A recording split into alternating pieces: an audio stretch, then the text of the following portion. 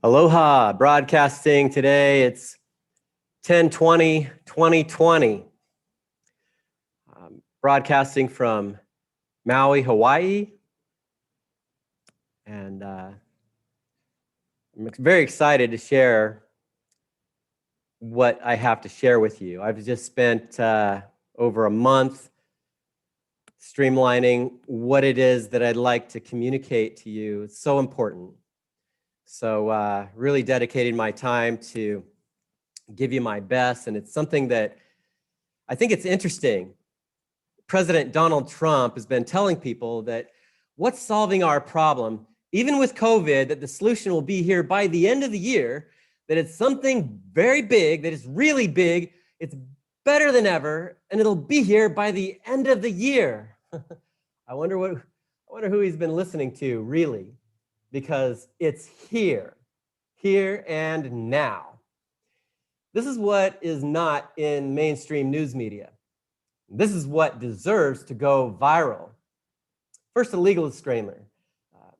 The following information is for educational purposes only. No information or interpretation is to be used for the diagnosis or treatment of disease or anything that would normally require a license, as I don't have a license to do any of that. And as with any nutritional supplements, we can't guarantee to cure anyone's cancer or prevent anyone from getting COVID or any other disease. This is my private duplication, my own work. So with that out of the way, I'm so excited to take you on a journey through some key stages of revolutionary scientific discovery and what it really means to get Nrf2 activated. The first part is a deep dive into the science of oxidative stress from free radicals. And with the vital insights you'll gain from that, by the time we're done, you'll be ready for the second and third stages of our journey, where we'll finally unveil the even bigger picture of what medical science has finally come full circle to and what it's pointed very strongly to, which may be like taking a ride on a rocket ship for some of you. So if you haven't reached for your seatbelt by then, be ready to do that by the second and especially the third stages, as we really push the button for blast off into outer space at warp speed. When building a puzzle, the more advanced ones take longer to complete, and the more advanced the puzzle, the slower it may seem just to get started, but each piece of the puzzle placed adds clarity for the big picture in the end, no matter how obscure it may seem in the beginning. So even though the first part of this may seem like it's starting a bit slow for some of you who have heard of Nrf2 or even oxidative stress, for most of you, this will be like putting a more advanced puzzle together, and there are some wonderful rewards for those who invest in the initial deep dive before we blast off to the peak of our ascent, where we'll see the bigger picture in the end with greater clarity, glory, and power of perspective than ever. So please listen very carefully and with your full focus and attention here.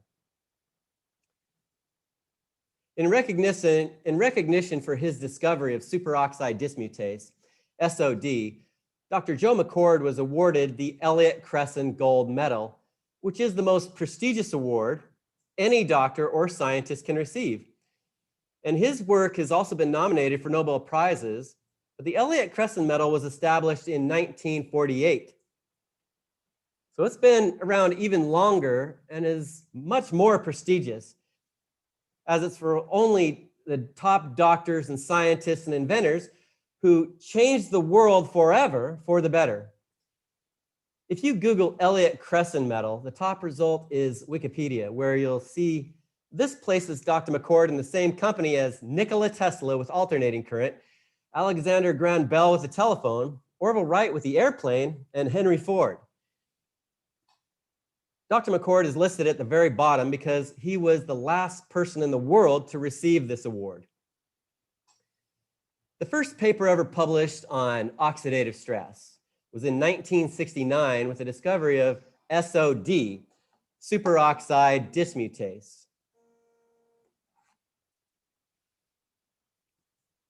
This This was discovered by our very own Dr. Joe McCord in 1968, over 50 years ago. This is how Dr. McCord gave birth to the whole field of free radical biology and medicine. He made the first discovery and published the first paper on it, so the whole medical community looks at him as the father of it. Have you ever heard of that SOD is the most powerful form of oxygen therapy? Well, this is what I propose because superoxide dismutase can dismutase or reintegrate 1 million superoxide molecules per second back to oxygen.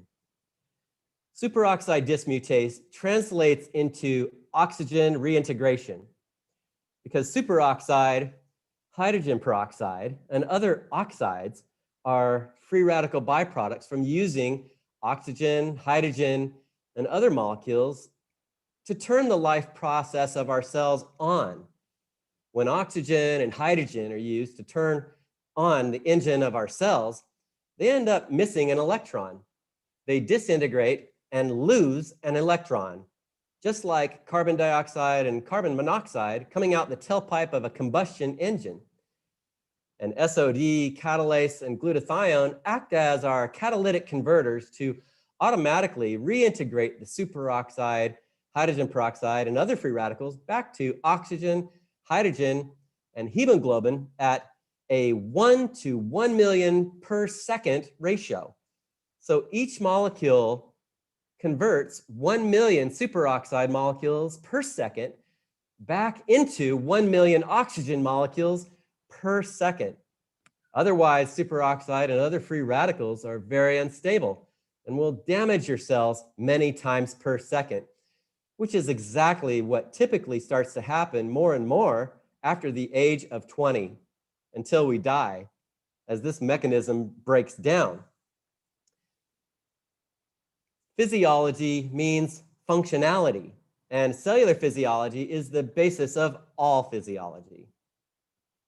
For those who've been following me and who've known what I've done over the past few decades, you know I also talk a lot about the scientists who discovered the sodium-potassium pump, the engine that generates the power for cells to work, who also wrote the basic formulas for life and death of the cells with his physics background, who really got on his path in 1966, and in 1978, renowned cellular physiologist Dr. C. Samuel West wrote, "If we could overcome premature aging, the master of degenerative diseases, we could overcome them all."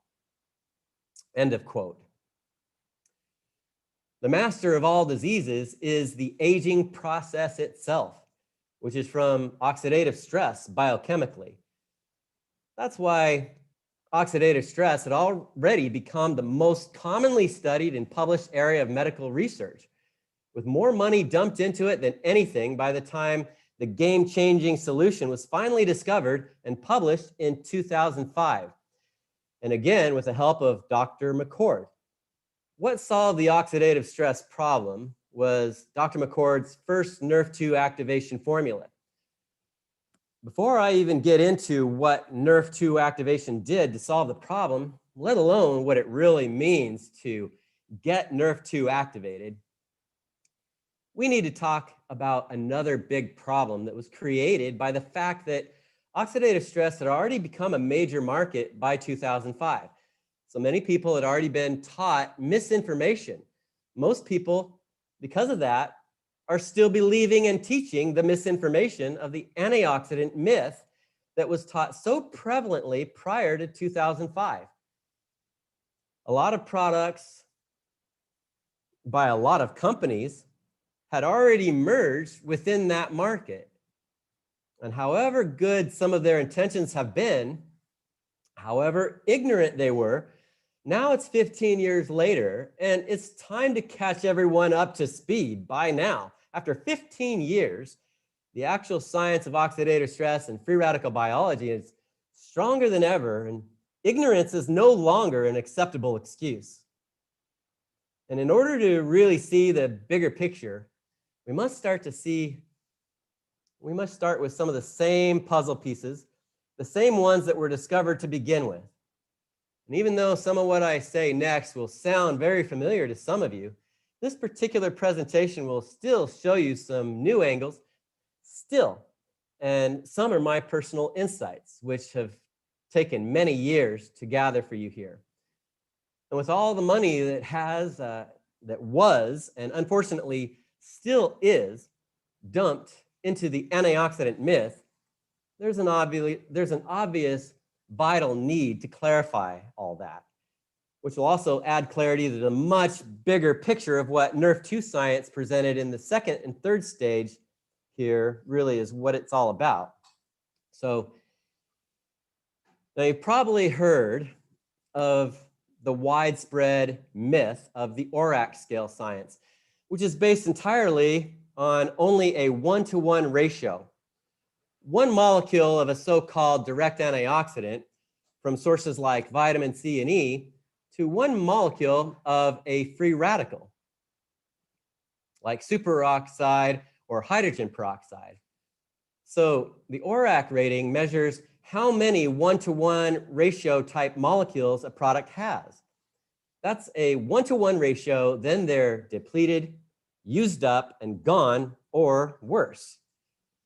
So many people have tried to solve the free radical problem by consuming antioxidants from high ORAC scale food, but it turns, those food sources like acai, goji, and blueberries, which we know along with vitamins, they do have their health benefits, but it turns out they actually qualify better as pro-oxidants than antioxidants, because by themselves, they literally increase oxidative stress.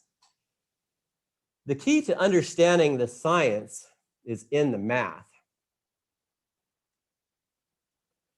Acai is known to have one of the highest ORAC ratings. And right here on the acai bottle, it says its ORAC rating is 3,900. To give it the benefit of a doubt, just imagine it has an ORAC rating of 10,000, which is pretty much off the ORAC charts. I'm not meaning to pick on this particular brand or anything. I'm just talking about, I picked acai because it typically has a pretty high ORAC rating. It's known for that. And let's just take and give this a benefit of doubt. Instead of 3,900, just imagine that it has 10,000, which is really off the ORAC charts.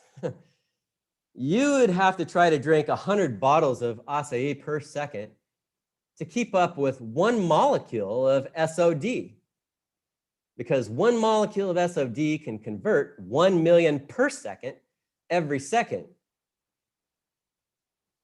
Can you imagine the complications of trying to solve the problem that way? Imagine wrapping your mouth around a fire hose and turning it on full blast, and you still wouldn't come close to equal the power of what all the super antioxidant enzymes, the trillions of cells in your body produce when the genes are tuned right. And there's a financial side. So how does the cost of each bottle factor into the equation? Ouch. We can feel the pain from that in a whole different way.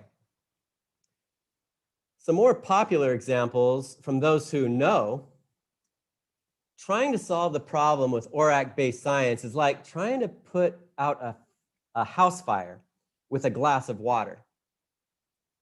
The actual math problem is so big, it's like dumping a glass of water in the ocean, expecting to make a difference in the volume of the ocean.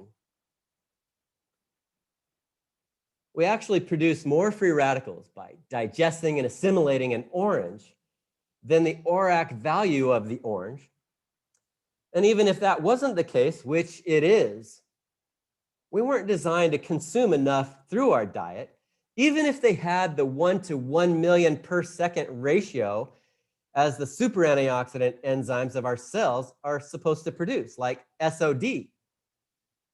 Dr. McCord already produced the consumable SOD product to try that, and consuming SOD didn't work either. There are all kinds of problems with it. when everything came full circle, everything pointed to Nrf2 activation to give back the functionality to all the trillions of cells in our body to produce the SOD.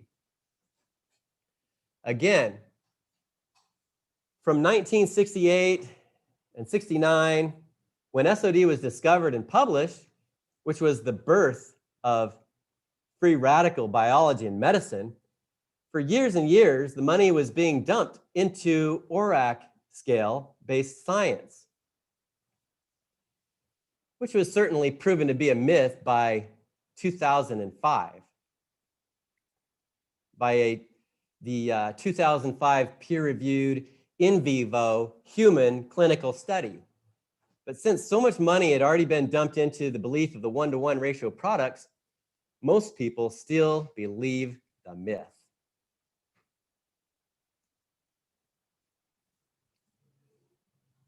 We're going to do a little screen share, show you this. If you do a Google search, the keywords Coke antioxidants, the top site listed is this one.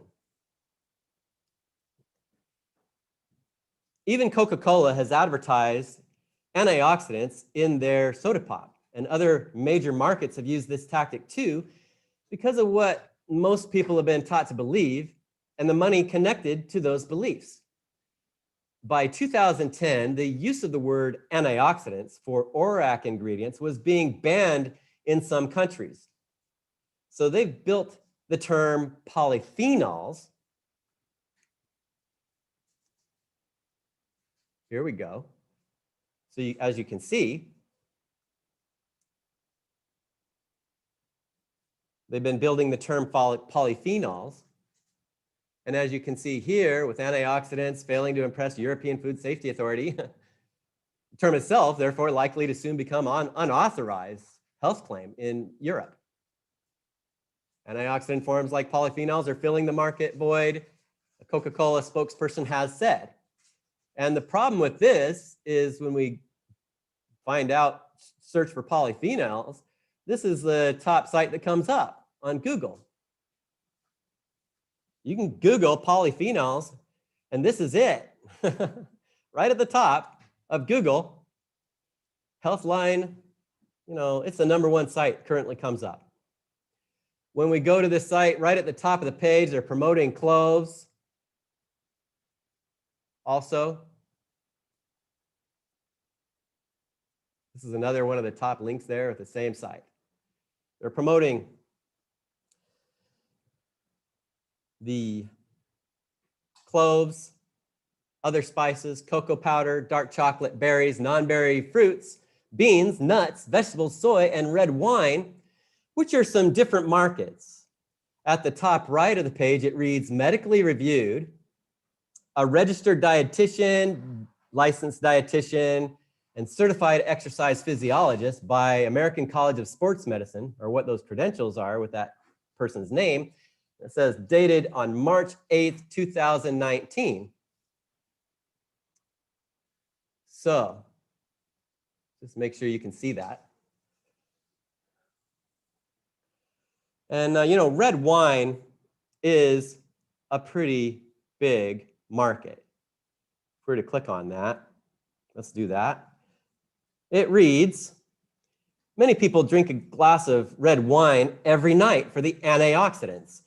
And it says the high number of polyphenols, with a little link on that, we'll get to that, in high number of polyphenols in red wine contributes to that antioxidant count. When we, however, hover over the link for higher number of polyphenols with the little green check mark next to it, the pop-up window says trusted source, Nature, highly respected journal, expert written journal, peer-reviewed journal. Yet when we click on the link, sorry, the page you've requested is unavailable. The link you've requested might be broken or no longer exists. This page not found error from nature.com comes up. So even though so much of that article may appear credible to people who don't know better, and was updated just last year. They completely failed to provide their credible source of medical journal to support the entire article. A coincidence? Maybe, maybe not. It's no surprise the link to Nature is broken. The whole thing stinks either way. As long as the #1 ranking sites,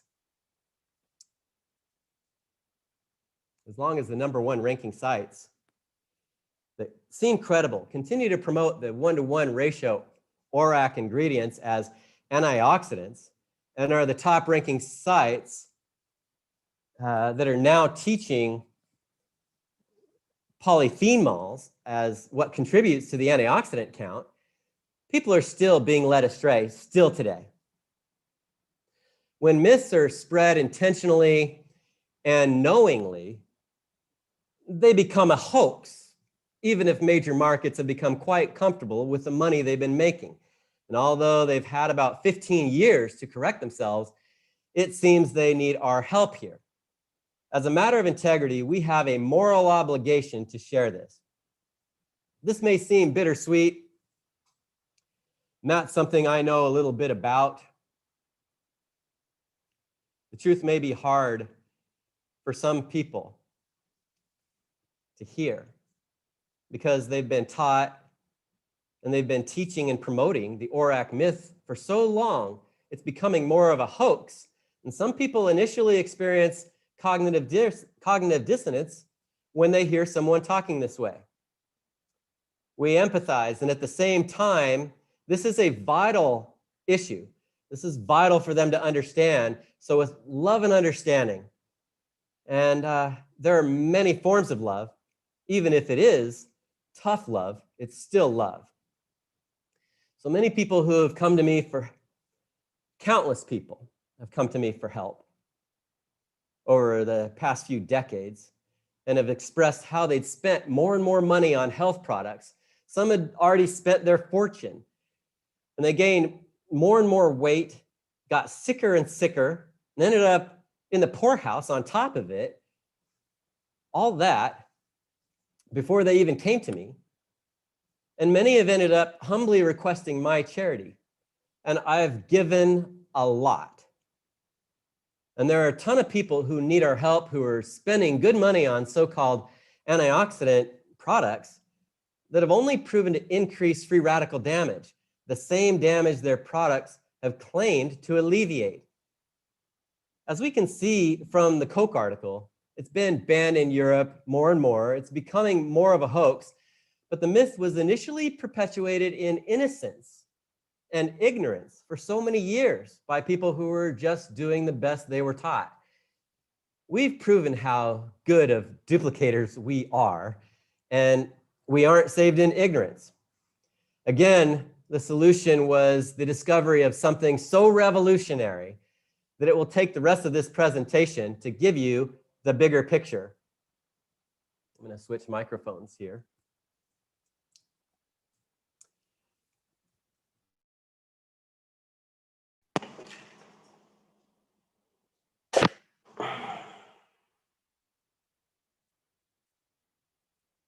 So,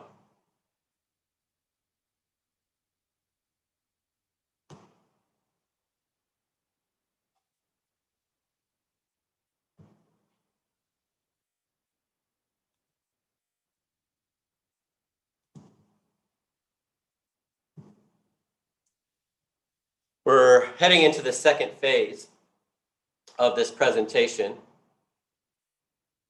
Again, the solution was the discovery of something so revolutionary that it'll take the rest of this presentation just to give you the bigger picture on that.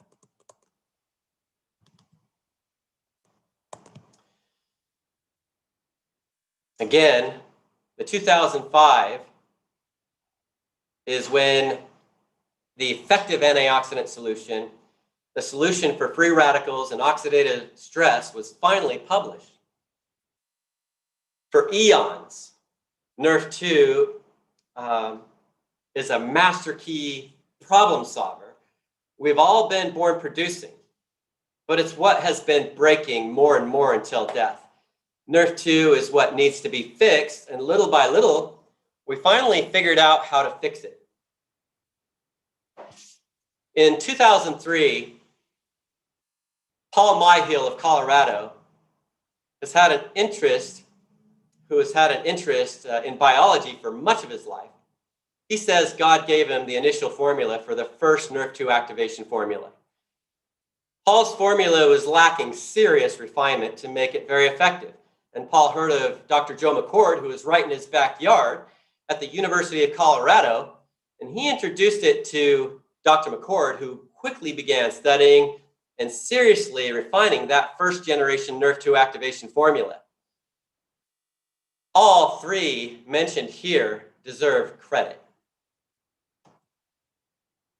Everyone deserves credit for every part they played.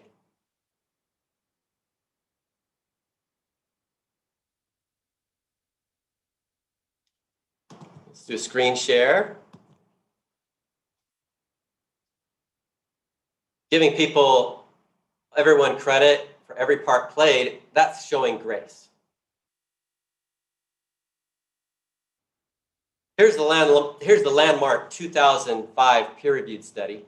Notice the name of the medical journal at the top, Free Radical Biology and Medicine. Just here, zoom into that. Notice the title, The Induction of Human Superoxide Dismutase and Catalase in Vivo.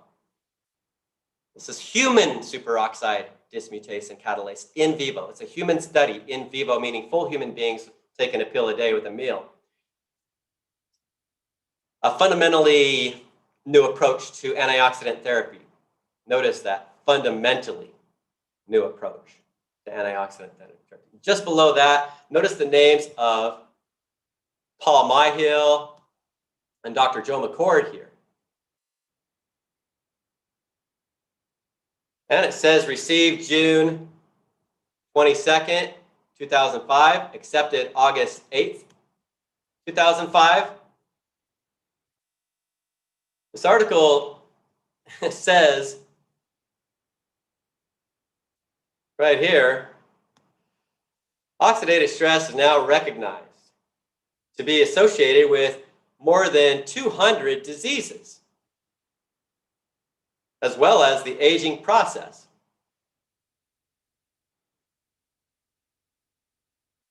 And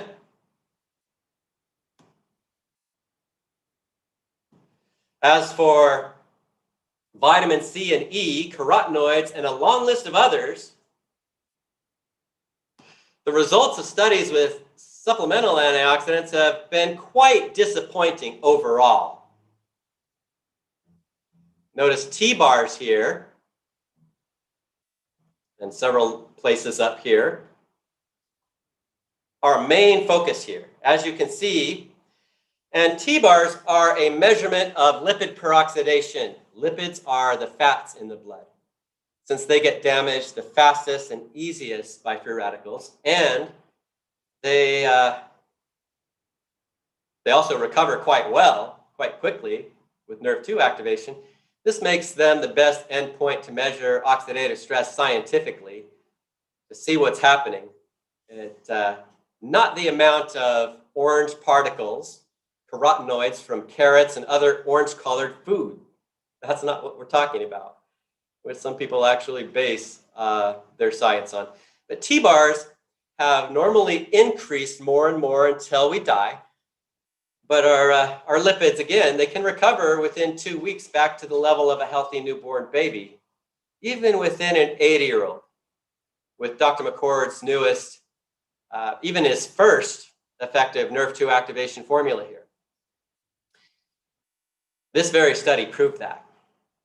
The chart on the third page, we go ahead and go to number 3. Labeled Figure 1, Section A, shows the steady increase of oxidative stress, a linear progression after the age of 20 without Nrf2 activation. It usually climbs higher and higher with age until people die, and below that, Section B shows no significant difference when separated by genders of men and women. Section C on the top right is very revealing. It shows oxidative stress was significantly higher for those taking vitamin C and E, not just by a little, but by about double the oxidative stress beyond those who didn't take vitamin C and E. And in section D, we see for both groups, the levels of T-bars dropped an average of 40% after 30 days.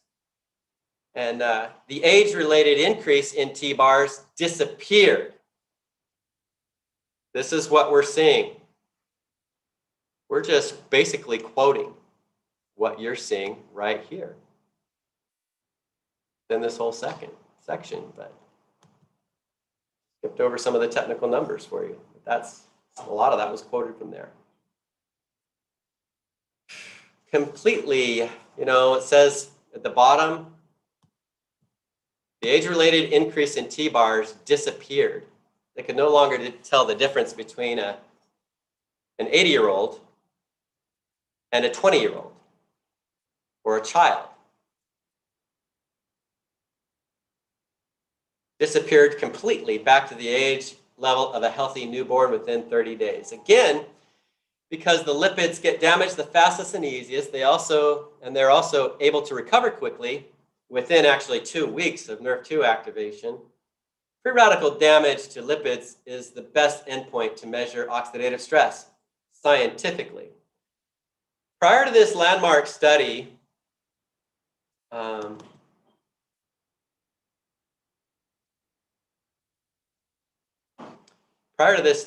this fundamentally new approach to solve this problem, nothing lowered T-bar levels with our actual blood tests.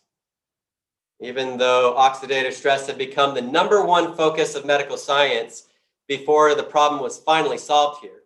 And on this next page, it's on red blood cells, which take 120 days to drop to the oxidative stress level of a newborn, because that's their life cycle, how long they live before they're all replaced. The chart at the bottom of this page here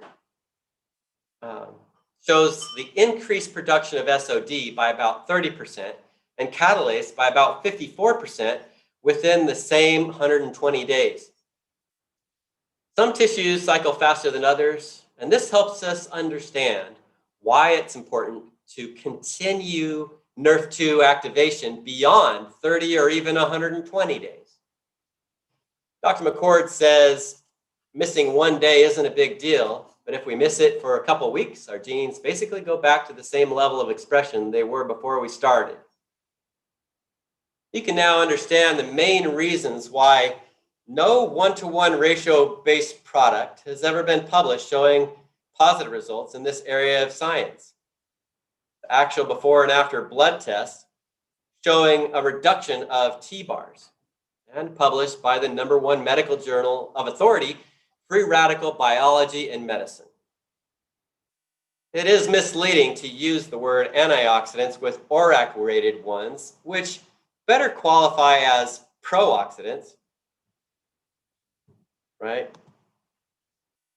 That's by definition, if you look it up, or at least what I call semi-pro-oxidants, because they increase oxidative stress greater than not even taking them without Nrf2 activation, especially when they themselves may be turning into free radicals. When they get in a fight with the free radicals, they end up losing. They end up losing and missing an electron themselves. They become a free radical themselves.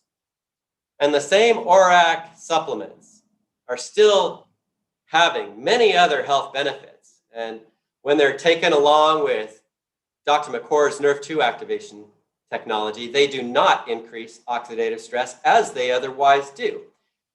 I know I've had to retrain myself on this as well. Sometimes I still catch myself and clarify if I slip up. Before we know better, that's one thing. Once we know better, it's a totally different ball game. And if you're still not willing to call the ORAC-based 1-to-1 ratio, those ones, what they're better classified for, which is pro-oxidants, there are other options. With as much love and understanding as I can put into it, here, there are other options. May I suggest to please at least stop calling them antioxidants. And if you're uncomfortable with calling them pro-oxidants or even semi-pro-oxidants, I'm only suggesting to use the appropriate terminology at the appropriate time and place as appropriate. As for the other times, of course, call them vitamins or whatever else they are that fits their positive description as appropriate. Again, this is what was proven with what we saw clearly defined in this particular peer-reviewed clinical study. So we can stay friends while we educate people with plenty of love and understanding and help them understand how important it is to join forces with this. That way they can help us with the much bigger picture. All of what we've just covered just adds perspective for the much bigger picture. Initially, Dr. McCord was only hoping Nrf2 activation would increase 2 or 3 super antioxidant enzymes, SOD, catalase, and maybe glutathione. He and other doctors on his team said that would have a small but important impact. Like Dr. James Crapo of the National Jewish Medical Center, also in Denver, who was also working with Dr. McCord. And he's a big name in the Jewish community. They were saying that, this 2 or 3 super antioxidant enzymes would have a small but important impact if we can start producing those again like we did when we're young. There are many different kinds of doctors, and even different kinds of medical doctors. And there's a big difference between the kind who see patients and practice medicine versus the kind who work in medical labs. Dr. McCord is a hardcore medical research scientist that has been working in science labs for over 50 years. The kind of clinical studies he's constantly involved with are the gold standard of medicine, called peer-reviewed, which involves a review committee of anonymous members who are each experts in the field of study that's being conducted.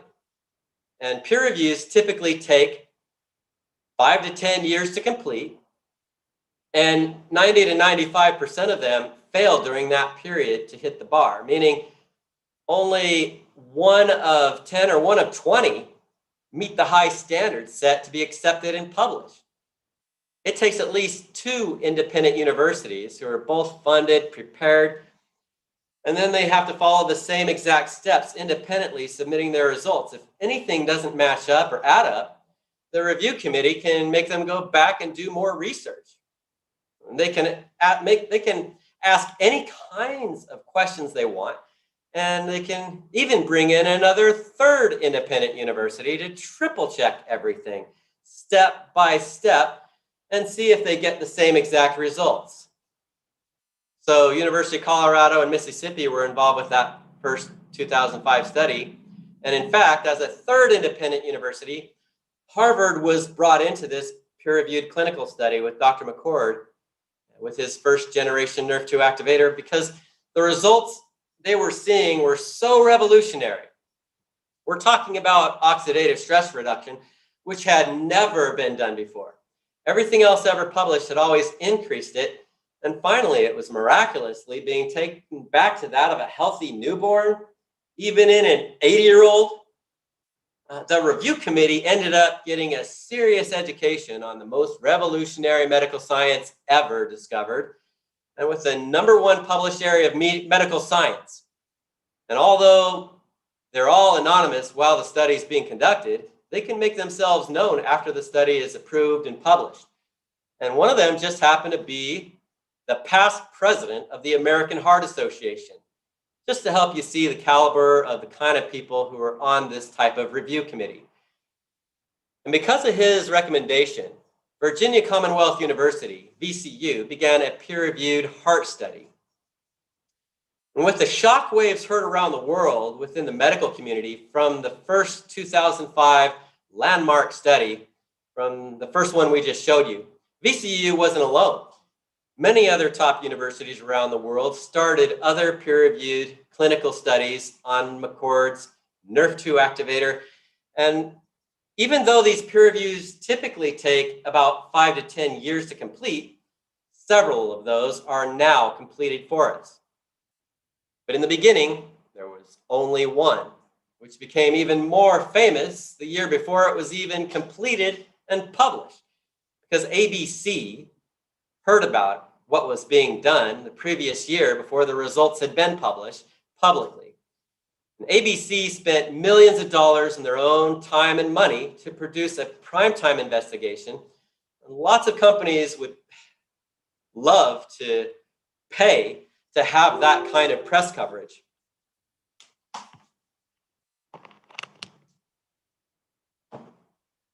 Right? And ABC didn't ask for one penny from the company to either validate it or try to expose it as another fraud or myth.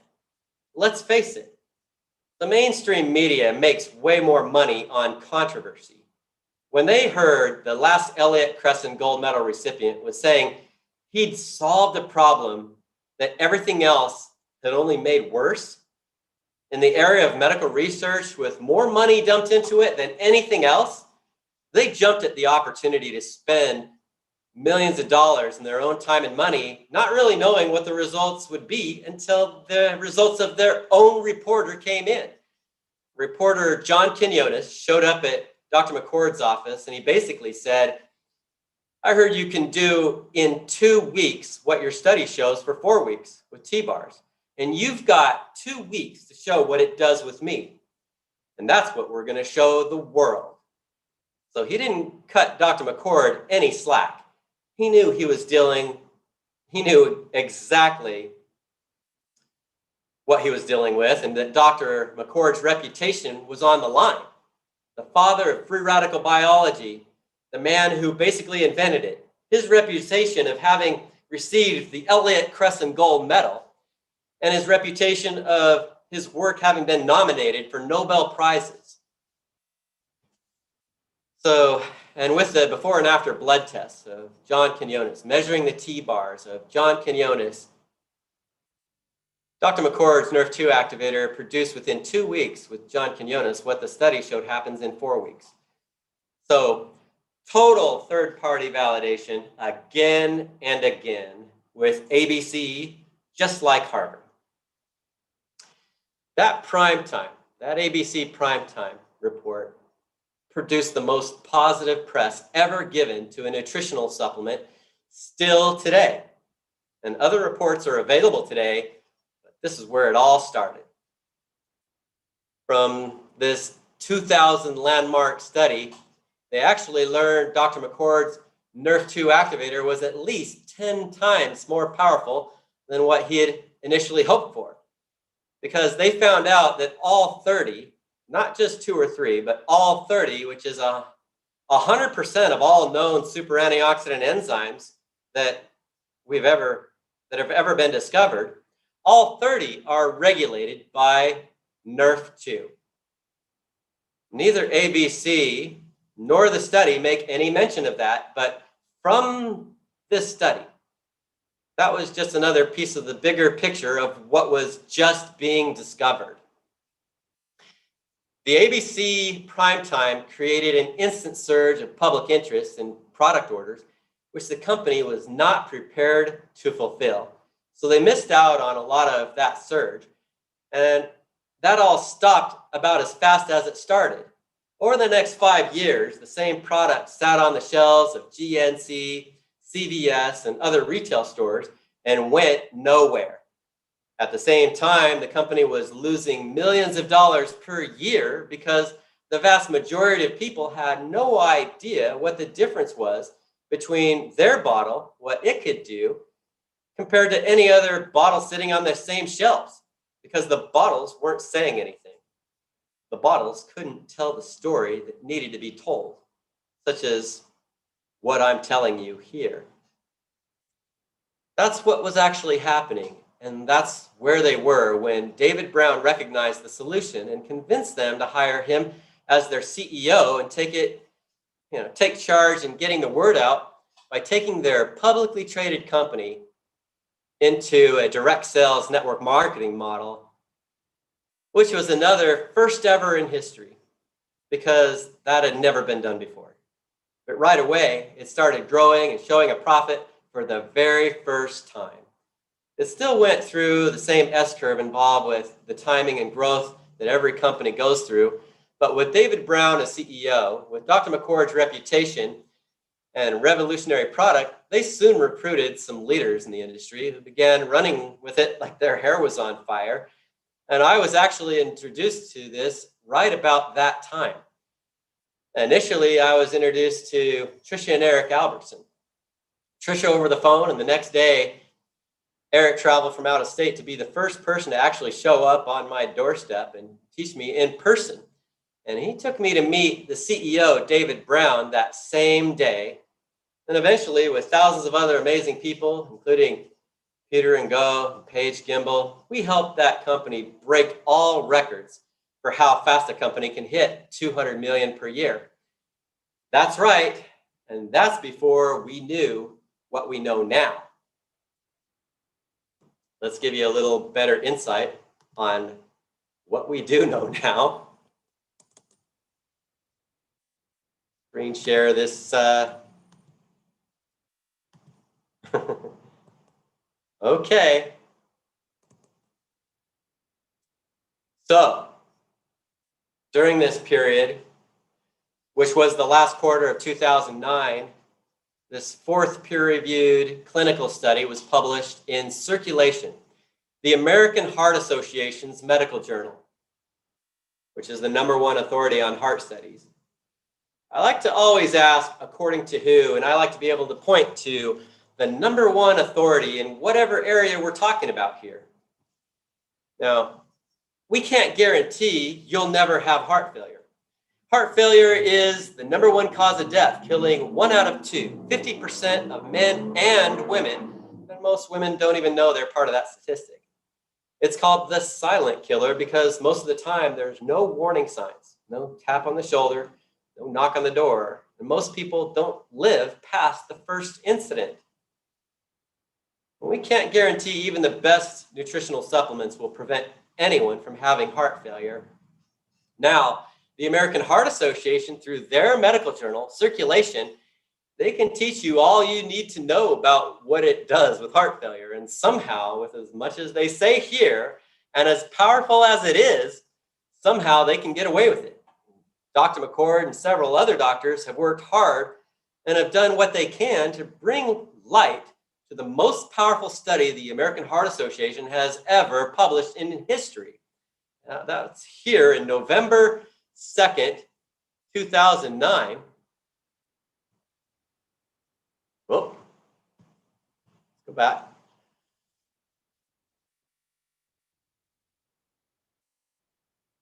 Let's highlight that so you can see that. November 2nd, 2009. It's been over 10 years since then. Almost 11 years. And a lot of people have died of heart failure during that period, a lot more than COVID-19. And the American Heart Association has not done much of anything other than allowing it to be published because it passed the peer-reviewed test. I wonder how many people with the COVID-19 stats have also died of heart failure as a comorbidity, because most all of them have some. And, again,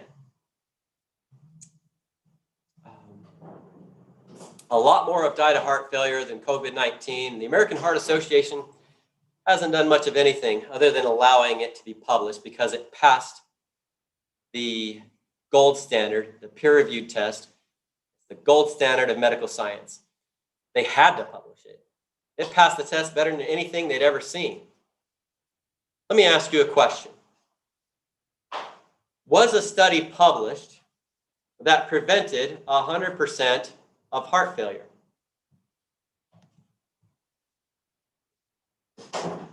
When 100% failed without it, by artificially increasing high blood pressure until 100% of the right ventricles blew out with the initial control group that didn't have any Nrf2 activation. And I'll ask that again as I flip through some of the pages here for you. Was a study published that prevented 100% of heart failure when 100% failed without it by artificially increasing high blood pressure until 100% of the right ventricles blew out with the initial control group that didn't have any Nrf2 activation? Well, here's where you can find that answer. And if so, does it mean we should be able to say so even if the FDA doesn't want us to say what the results were without having it in our hand or showing you the actual study and letting you read it for yourself as I scroll through the whole thing? Well, the American Heart Association did publish it. They got away with telling us the truth, but that study is now already buried under about 11 years of other studies. And all the while, they could have drawn more attention to it, yet they remain quite silent still. Plus, most people don't want to read something like this. It's complicated, even for me, to literally decipher the coded language of peer reviews. So Dr. McCord gave a presentation detailing the take-home messages from this study after it was published.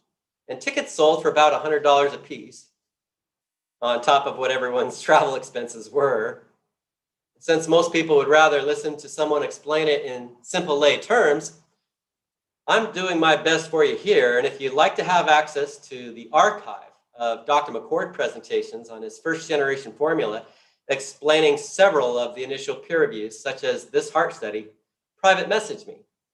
It would take you about 24 hours of watching each of them a few times, and I'm doing my best just to sum it up for you here. The American Heart Association has usually allowed the public to search their archive of every study ever published in their official journal, Circulation. From several searches during that time, from their website, when searching keywords nutritional supplement, I found that paper after paper was teaching people, basically teaching medical doctors, how to deal with people who are bringing any information to them about a nutritional supplement, and it was overwhelmingly negative for the supplements. I didn't find anything really positive except for Dr. McCord's Nrf2 activator, which had proven to produce the most powerful results they'd ever seen. Then they quickly eliminated their search option completely. When they finally got back around to adding a search option, I still didn't see the heart study that we just showed you here. Now that it's finally showing up for us again, it's just the first 11 pages of the 26 that I showed you here. Just the main study. Because their own link to the data supplement, let's do this search for you. Let's do the share screen again. Their own link to the data supplement part of that is still a broken link. And it has been ever since. So this particular link here goes to a broken link, but here's the journal where you can actually find the study that I just showed you now, finally showing up again, and yet this link is still a broken link. Let's see if I can show you how that works, what I'm talking about here, by going directly to back to here, and I have it pulled up. I don't know if I do. I don't have it pulled up for you, but I'll have to click on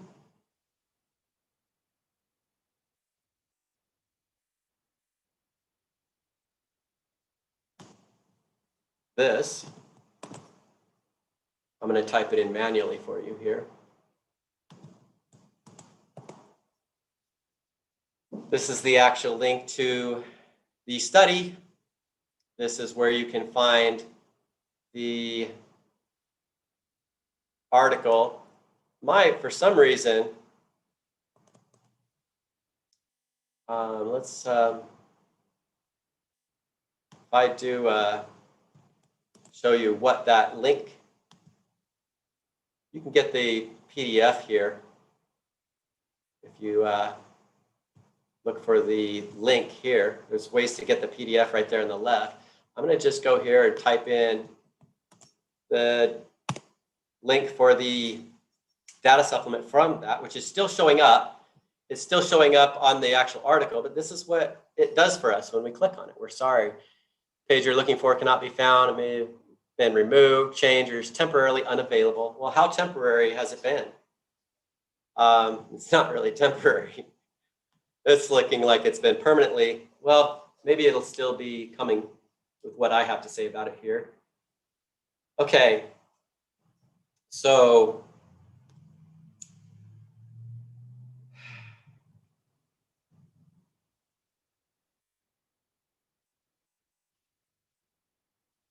again, all we see is the first 11 of the 26 pages, just the main part of the supplement.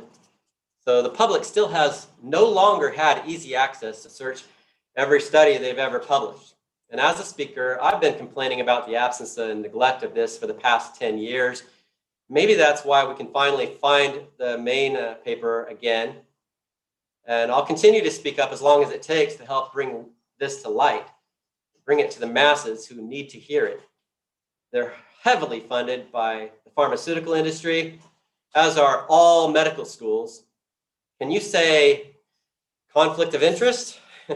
Not everyone has the courage to say that. Apparently, they have no conflict of interest to their investors, just a huge conflict of interest to the public, 50% of which are dying of heart failure. Some things don't hit home until they hit home. The same day this article was published, I heard there was a meeting where top leaders were gathering for a live public meeting where the results of this heart study would be discussed and revealed. At that same time, my mother's youngest sister, my aunt, who was only about 10 years my senior, had just started to complain of high blood pressure. So I knew she was at high risk, and I insisted that she hop in my car and go hear what all the excitement was about. And instead of making the decision to activate her Nrf2, get her Nrf2 activated, she decided to set up an appointment with her medical doctor, which wasn't possible for another month because the initial appointment was set out for a whole month. And it's amazing how many doctors like to schedule appointments a month at a time. And she died of a heart attack in the middle of the night before that first appointment ever came, soon before it came. And she'd been a single mother. Her oldest son, who had just got married, ended up having his younger siblings who hadn't graduated high school yet. He ended up having them live with him and his new wife. And I tell you this story because sometimes it doesn't hit home until it hits home. During this time, through the several studies which were being conducted, another breakthrough occurred which unveiled the fact that Nrf2 activation was actually 100 times more powerful than Dr. McCord had initially hoped for.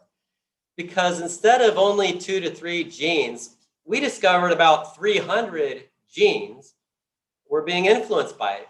And by this time, Nrf2 activation was catching the attention of the biggest drug companies, Pfizer and Merck, because they don't really want to get left in the dust. Merck had to actually abandon their project because after spending millions of dollars in their own research, they proved their drug was killing people way too fast. And Pfizer's research proved their drug for Nrf2 activation wasn't killing people too fast to prevent them from unleashing their drug onto the masses.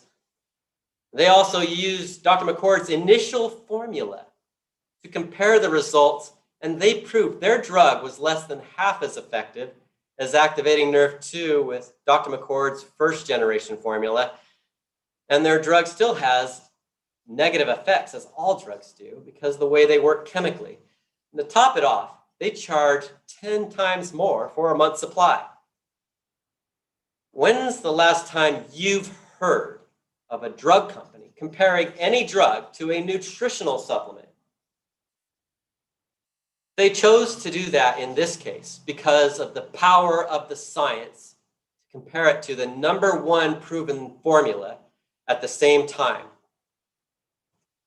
How's that for the how can we do this without you attitude and mindset? And with all the people who are suffering, 1 out of 2 deaths from heart failure, which is also happening within families of doctors too. And the American Heart Association knows how vital this is. If they had integrity, they would do more to share the take-home messages of what's been proven with Dr. McCord's Nrf2 activation formulas. The fact that several drug companies are now striving to develop a drug that is a Nrf2 activator also further validates Nrf2 activation in general. When our cells are tuned properly, they are so extremely efficient. We never understood how efficient, and I still don't know anyone else who speaks the way I do about how efficient they really are. But their genes must be tuned to give them that efficiency. The white blood cells and lymphocytes are the body's armed forces, our army and special forces. These major immune cells accelerate their life process when they discover any harmful substances like cancer, and they shoot out the byproduct of superoxide at it like a laser gun at cancer cells, which dissolves the cancer cells within seconds into pieces so small you can't even see them under a microscope anymore. When the white blood cells and lymphocytes find any bad guys, they shoot out superoxide like a laser gun, which dissolves the harmful cancer and other bad guys in seconds like magic. Now you see it, now you don't. And then their other gun is supposed to shoot out this superoxide dismutase, SOD.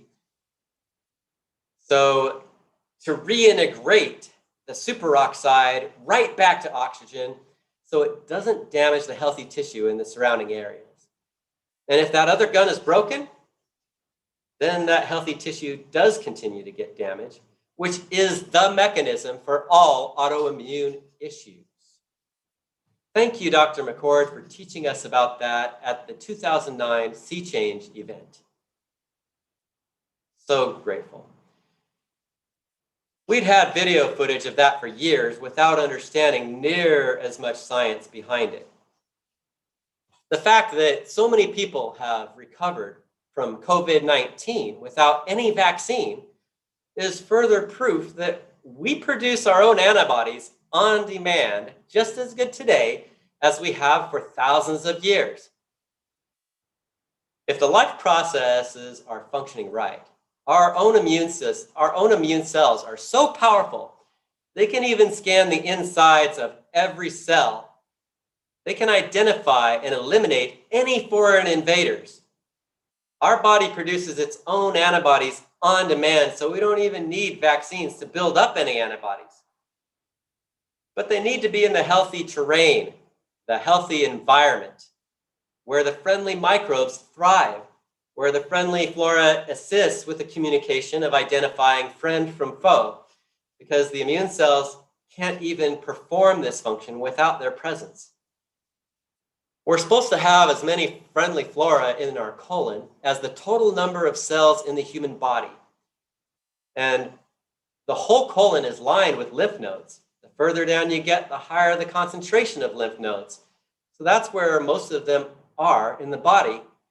They act as the garrisons for the white blood cells and lymphocytes, which are made up of white blood cells. Those lymph nodes are filters, and they have more of these immune cells than any other part of the body.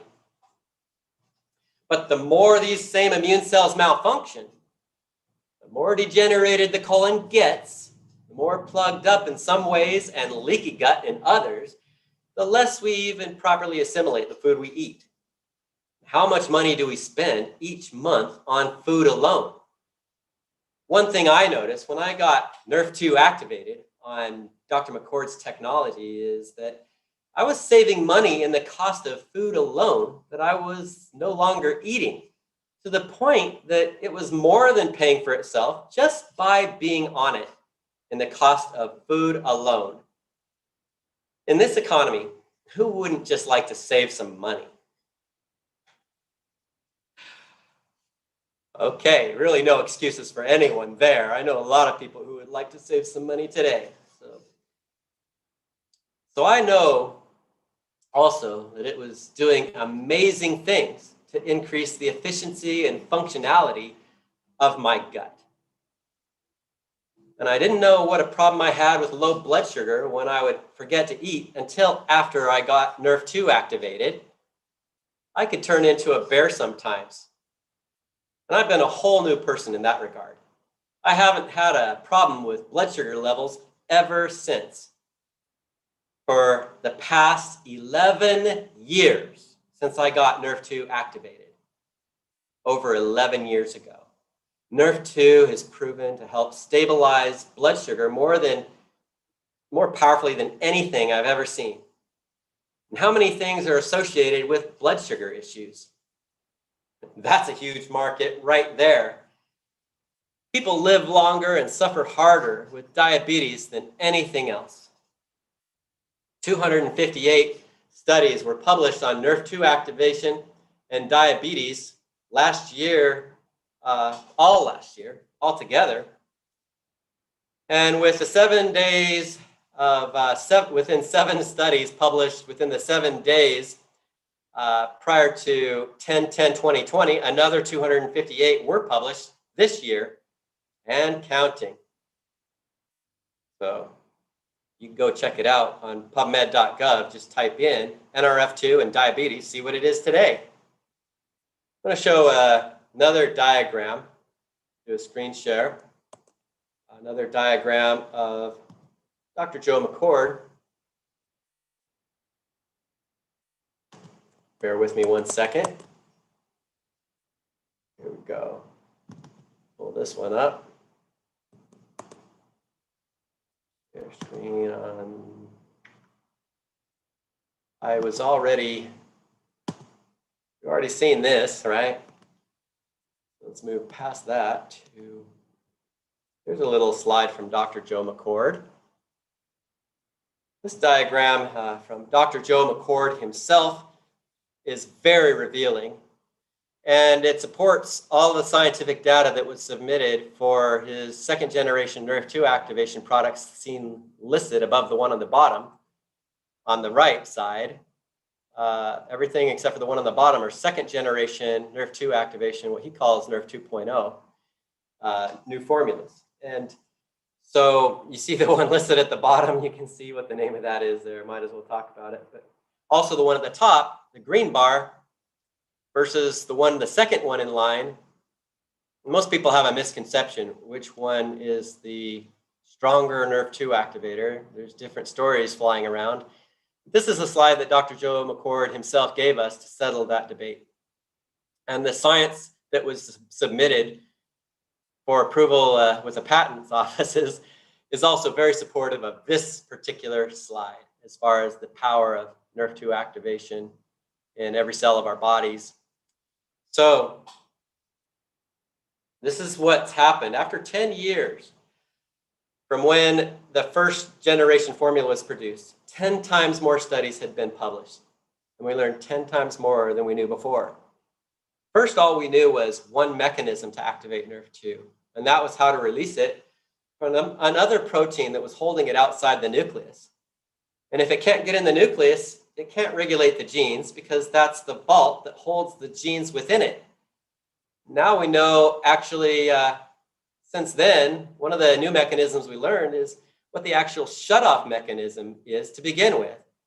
So that first generation formula doesn't even address that. And we've also learned how to prevent that from happening. And if all we do is release Nrf2 so it can diffuse into the nucleus, which is what the first generation formula was good at, then it can also diffuse right back out of the nucleus, which is still happening to some degree with the first generation formula. And as awesome as that first generation formula is proven to be, as awesome as it is, it's amazing the results we've been showing you so far up until this slide were produced with that first generation product. What an awesome product.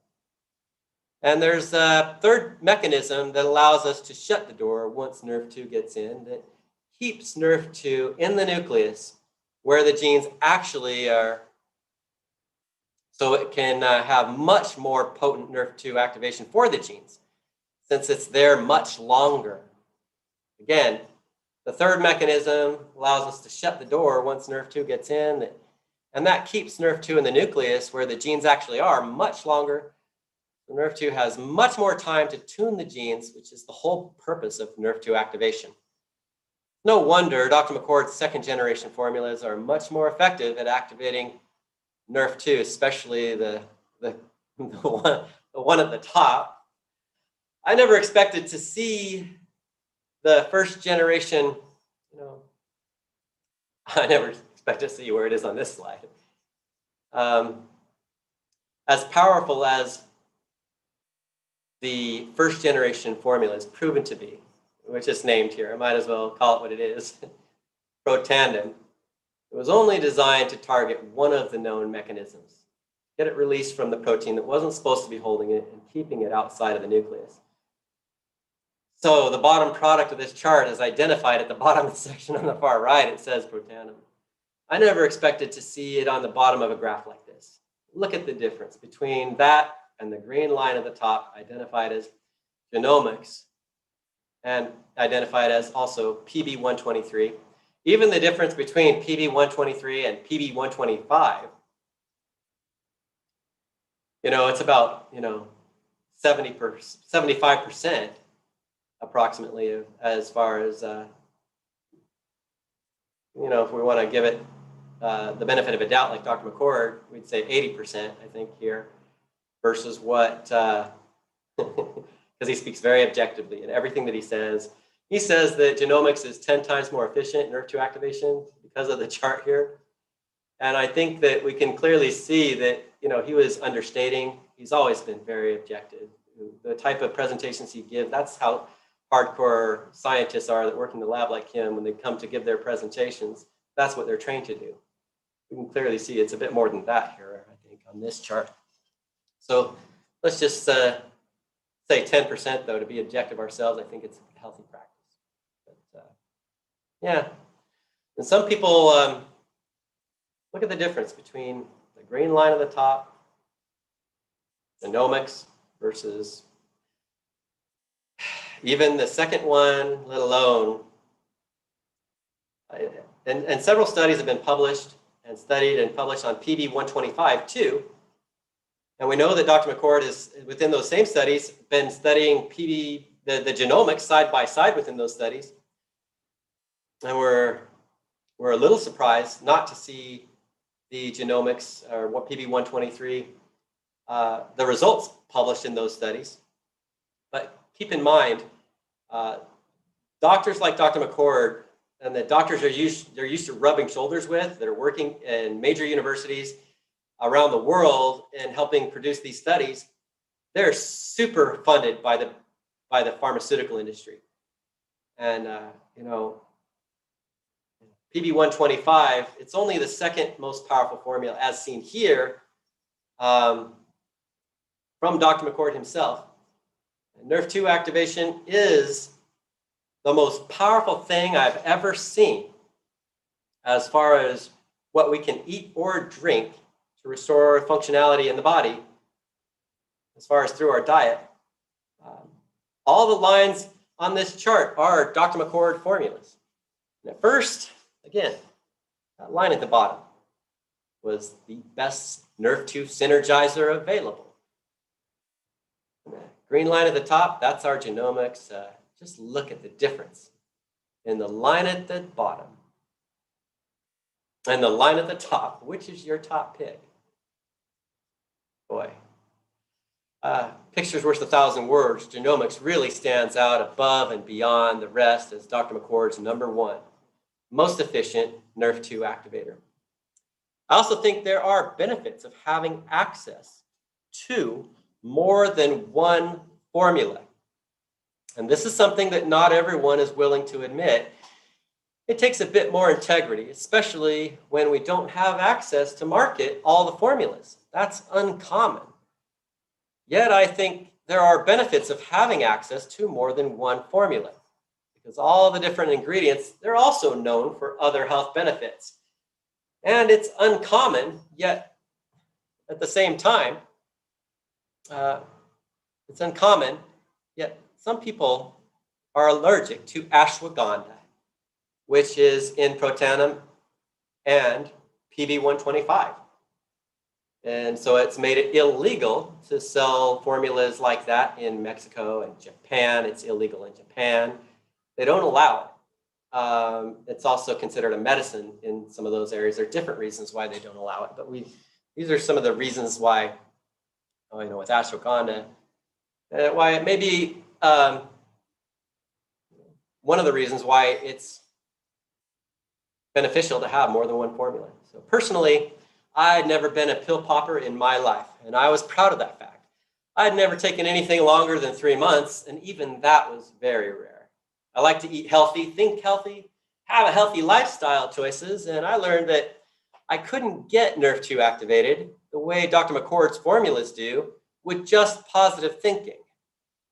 On the topic of creating healing energy frequencies and signatures, I'm one of the best in the world that teaches people how to create some of the same homeopathic type energy healing, even from supplements. Because the energy frequencies some herbs have are responsible for some of the results. And sometimes we can get the same types of results if they can be activated with that kind of energy. So I performed an experiment. I stopped taking Dr. McCord's formula, and even though I was very persistent during the experiment, within 2 to 4 weeks, I felt myself go back to where I was before even starting to get Nrf2 activated. Although some things can be done with energy, some things must be done physically to get the physical result. And shortly after my experiment, through a conversation that I had with Dr. McCord personally, he confirmed the mechanisms for activating Nrf2 had to be done physically to get the physical result. That's the only way he knew how to do it. And a total paradigm change. I'm proud to be a pill popper, but not just any pill. After 10 years on protanum, my body was actually ready for something new. And we don't know what all the benefits are of having more than one option. Yet we do have what I'm showing you right here. And it's amazing that you can be part of a company that's licensed with this technology that Dr. McCord was literally nominated for Nobel Prizes for, and he was awarded the Elliott Cresson Medal, proven to be only given to people who radically change the world for the better forever. So I'm going to pound through stop the share here real quick. Take a deep breath for the next phase.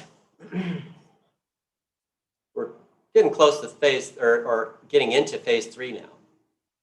When it comes to Nrf2 activation, it's a very complex thing, and we can trust the top medical research scientist, #1 name in the game, Dr. Joe McCord, and yet there's even a more trusted source than him, called Ingenuity, which I'm going to talk about here.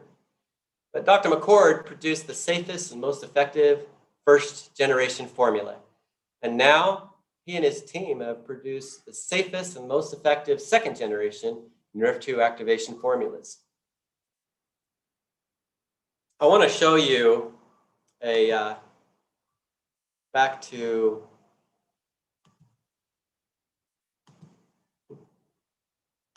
let's show you here. This is a presentation that Dr. McCord gave April 2011, and it really shows the different ingredients of things,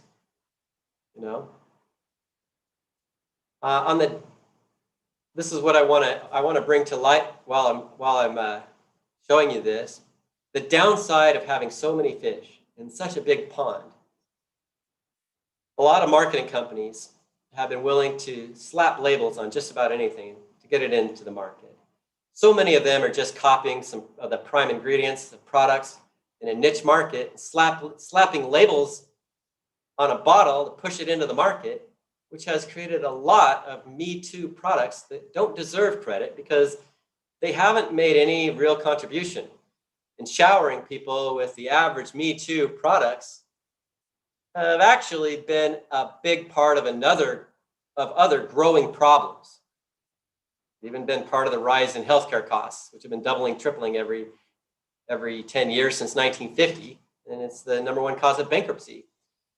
And here, within 32 minutes into Dr. McCord's first global convention presentation, again, April 2011, it actually shows the results of different ingredients, with turmeric and green tea actually shutting Nrf2 down. Again, actually shutting Nrf2 down by themselves versus the synergy of the same ingredients within the first refined formula. Yet, there's curcumin and green tea. Okay. And yet, to get Nrf2 activated, most people don't know the difference between no results. Most people don't know the difference between no results to even negative results, which turmeric and green tea produce by themselves, compared to a positive acting formula like this. So watch out for those who promote the Me Too products without the technical science that it takes to get Nrf2 activated effectively. Some people who have thought, wow, I'm already taking some curcumin and green tea, or turmeric and green tea, one or the other even. So I don't necessarily think I might need that Nrf2 activator you're talking about. This message is for them. This is from the actual science of what's actually happening individually versus with an efficient formula. Get Nrf2 activated. So now that we've laid a strong foundation, get the rest of this presentation is where it is. Finally get to focus on the even bigger picture with even greater clarity, ease, and glory. And than ever before. Let's stop the share on this. Our body is quite complex and quite simple all at the same time. Nrf2 is simply the master key gene regulator we're all born producing that regulates 100% of our extremely complex 3,000 plus genes that are our disease mechanism genes, also called survival genes. That's right. This makes it over 1,000 times more powerful than what Dr. McCord had originally hoped for, which is a much bigger picture indeed. It's quite simple to take one pill a day to solve such a complex problem all at the same time, isn't it? It's much more simple than taking one drug at a time for all the different disease mechanism genes, which all have a long list of negative effects that they're known for.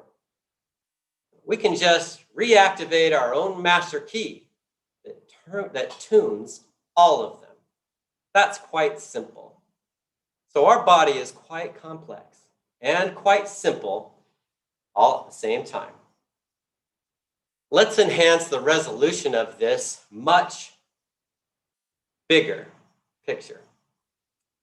These 3,000 plus genes are so complex, no biochemist in the world knows what they all are or what they all do, not even close, because it's been way too much information, especially when you consider how much we have to understand and to know what each gene product does to add to or take away the functionality of our cells, what all their mechanisms are in our cells for life and death. But the world's largest gene database, called Ingenuity, has accomplished just that for all the scientists and for all of us. And Ingenuity does have all of that information all categorized and organized with the help of all the genetic experts, biochemists, and medical research scientists who have ever contributed to that from all around the world. So that's where we've drawn our information from, as we should, because Ingenuity is the authority on that. This isn't just about Dr. McCord, who is recognized as the leader in this field. This is about the bigger picture of what all of that medical science has finally led us to, which not even Dr. McCord himself would ever be able to unmask on his own. Ingenuity compiles all of the scientific data from all of the other largest gene databases in the world all together into one database, including SwissProt and GenBank. Those are big ones, and there's several others. And this includes everything published in the National Library of Medicine, which is found at pubmed.gov. Ingenuity knows about. Everything published in every medical journal, they're all available there. Ingenuity knows about. All of that data is now available through Ingenuity, which in itself has become the master key for us to understand the bigger picture. All the time and money that has been pouring through all of those medical schools globally, which have also been heavily funded by the drug companies, all of that has helped create Ingenuity, which in turn, ironically, Ingenuity has spilled the beans for us in a very, very big way, and has given us a much bigger picture of what Nrf2 activation really does. There has been a much bigger picture coming all along, and now it's here. Let's do a screen share again real quick to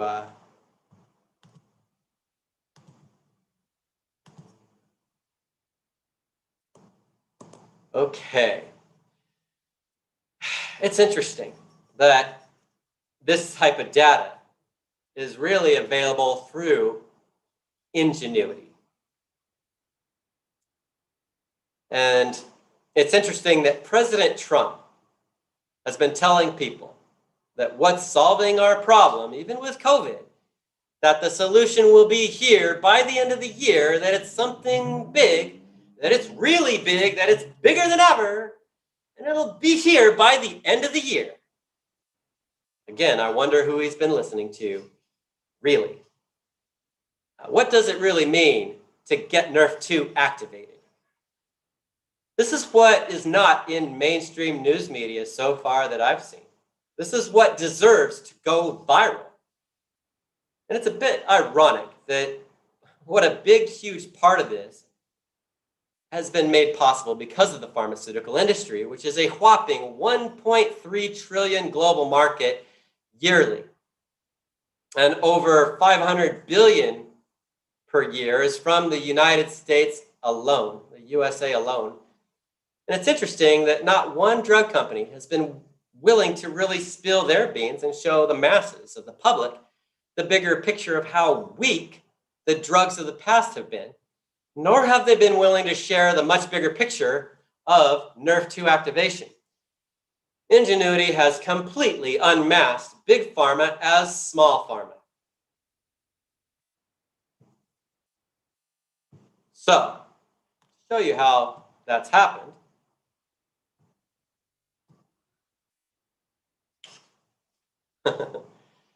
here's a slide. One of the things that I really like about this is the fact that it's listing the names of the product Genomics as PB123, as well as the Formula 1 2003. We know what that is. What was formulated then is the first generation product we talked about. And this Formula 2, it's my understanding that that is PB125, Dr. McCord's second most effective Nrf2 activator. In this slide, you will notice that these are all upregulated by Nrf2. They give the definitions of the genes on the left, the abbreviations there with the descriptions there. And this is how many fold change. This is the numeric fold change in the difference of expression. So different ingredients being used, like ashwagandha versus Sephora japonica or whatever, different ingredients may also do different things because of the way they target that one gene. That isn't necessarily so much about typical Nrf2 activation, what Nrf2 would normally do by itself as well. So I just want you to notice like 23.6, 4.0, 1.8, this is the level that they were changed the most. And this is what genomics is able to do. In general, genomics is strongly above and beyond 5.1, 2.5, 2.4, strongly above and beyond in general what the others are. And this one may not need to be tuned very much because the numbers are very low on that bottom line. But look at this slide. These are all being downregulated by Nrf2, and there are some things without being regulated, it's like the pedal to the metal. The body will force the production of genes that actually cause problems. They take a lot of energy to do that when that's happening, and these are ones that need to be downregulated, and Nrf2 is doing that. Again, so this one's 16.7, 6.5, 7.7. You see even this one has the first generation product doing a little bit better than the second, his second best, second generation formula. But the different ingredients we know also help with making that possible too, just the way that it's being done. So this one is 21.4, 9.5, 2.1. So some food for thought. Really, which one's being done the most overall? Clearly, genomics again, right? And this is from Dr. McCord, but Dr. McCord relies heavily on ingenuity. What we're showing you here, this is an ingenuity slide from their database. And this is from a Dr. McCord presentation that was the last presentation that he gave before before some stuff hit the fan with another company that's still marketing the first generation product. That Dr. McCord was, there was a settlement that happened when they refused to renew their contract with Dr. McCord after they'd done an internal stock sell-off. And there's a lot of questions that I wish I knew answers to, that I don't claim to have all of the answers to what happened with all that. Politics are involved when it comes to money, investors, who knows who bought up that stock to get maybe a controlling interest in that other company. But they kicked out their CEO, hired a new CEO with no experience in the industry. And this was right as their head is just, head had just popped up. And again, drug companies are keeping a big eye on this. The leader at the time was marketed by that first company with the first product. And so once bitten, twice shy, I think Dr. McCord has a right to be once bitten, twice shy. And it is my understanding that definitely wasn't happy. I was there when they gave the next big meeting that was gathered. I traveled from out of state to be able to hear Dr. McCord again, and they said he just retired. And I know Dr. McCord has never retired, but they took all his videos down at that time that I'd already downloaded and archived. And this is just, it's interesting. What I'm showing you, this slide, just to help you get a bigger picture, we're going to sharpen up the clarity and really help you see this. This represents every single disease category, disease mechanism category, right? And they're sorted according to the categories that have the most amount of genes in them to the least. And you see this bar here that Dr. McCord did a screen capture on. You could slide this bar to the right to see it go smaller and smaller. But what this represents is every disease mechanism category, all of them. And from this, it's also, we're able to see that, according to ingenuity, that Nrf2 regulates all of them, 100%. all of them. And let me show you. This is just zooming in. If we were to sort those according to what their expression levels are to be from lowest to highest, all of those in another way of looking at them, according to expression levels, where Nrf2 takes them to, and then look at the before and afters, it looks something like this. Within a 24-hour period in a petri dish of human cells, and I know that our human bodies are not a petri dish. So yes, the first generation Nrf2 activator was able to create this in a petri dish. And we are not a petri dish, but every study that has been published has different take-home messages. And this one, even though it's in a petri dish, has some valuable take-home messages to show what Nrf2 really does when it is having the chance to really be activated. And so this particular gene here, TGFB1, Dr. McCord said, you know, no biochemist knows what all these are, but this is one that's had a lot of science published on it. That's more of the known ones, of all the ones that are known. TGFB1 stands for TGF-beta. When it overexpresses like this, it actually causes collagen deposition, which can create the failure of any organ that happens in. And it's between 3 to 4 times more, higher than what it's supposed to be. 3 to 4-fold more. And so when that happens, it's like, again, hitting the accelerator on the accelerator on a motor, forcing the production of something that's actually causing a problem. And I know there's been a huge trend. I've been going to the Natural Products Expo every year for the past 10 years, except for this year, it was totally canceled because of the fear pandemic. And I know that especially the past couple years prior to this year, where I was able to see what's the big focus with health supplements. So many products are having labels slapped on them in the market that are basically collagen products, trying to make people think they can solve this problem by just consuming more collagen. But it doesn't matter how much collagen you try to consume if your genes are literally tuned to destroy it.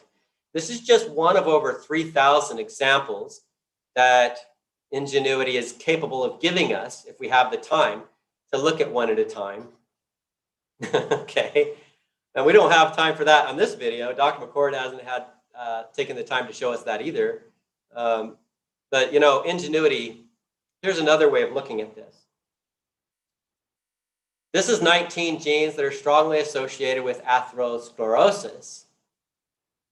From Ingenuity, again, the only way we can have access to this data is Ingenuity.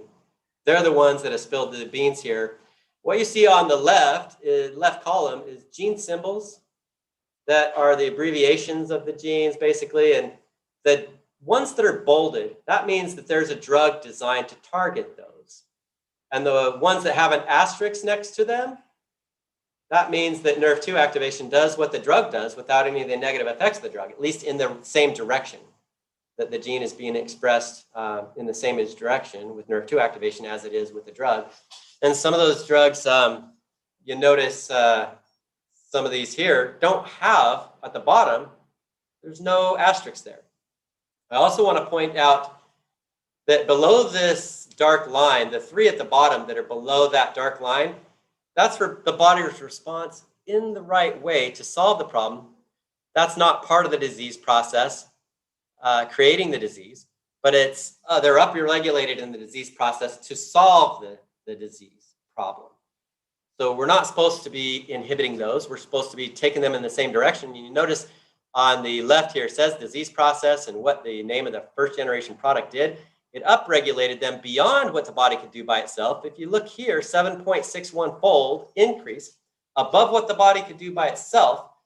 And, you know, Nrf2 has never gotten this wrong. Above the dark line, they're all being opposed because that's in the disease process where they were being expressed in that process. It was causing the problem of the disease. Here, Nrf2 activation shows it opposes everyone, and there on the far right is the numeric fold change. So now this one being the 7.61, which is the second from the bottom, being the most difference. And there's no asterisks there. You know, like I say, Nrf2's never gotten it wrong, but Big Pharma has gotten it wrong here and there. And this is an example of Big Pharma getting it horrifically wrong there was some COX-2 inhibitors that these bottom genes they were targeting those, and they had to be taken off the market after killing hundreds of thousands of people in a very short period of time, right? So again, Big Pharma got it wrong. And the cards hadn't all been in yet. As far as science goes, science is something that's being done, even as we speak. I wouldn't even say that all the cards are in quite yet, but it's definitely very clearly pointing in a very clear direction as I'm going through these slides. What I want to, let's go to the next one. For the next slide, whoops. There's 28 genes associated with colon cancer that are regulated by Nrf2 activation. This is according to Ingenuity, which is a way bigger authority than Dr. McCord.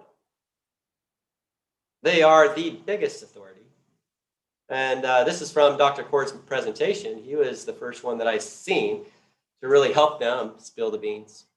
Ingenuity spilled the beans already. But, you know, and there's only one drug here that's designed to target one of 28, according to Ingenuity, are strongly associated with colon cancer.